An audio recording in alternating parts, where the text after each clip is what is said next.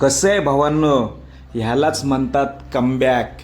काय गाडी पळाली सेमीला, एकदम सुट्टा निकाल घेतलेला आहे. 2-3 टांग्याने फरक. आज बकासूर आणि बब्या जोपर्यंत गुलाल मिळत नाही तोपर्यंत घरचाच साज पळेल.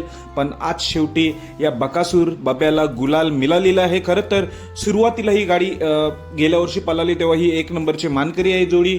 नंतर 3-4 मैदानं पराभव झालेला आहे या जोडीचा. आता पुन्हा एकदा आज आपल्याला मौजे आंबेरी मैदानामध्ये बकासूर बब्या ही गाडी पळताना दिसली आणि सुट्टा निकाल घेतला. सेमी क्रमांक 2 मध्ये चांगल्या रीतीनं कमबॅक केलेला आहे.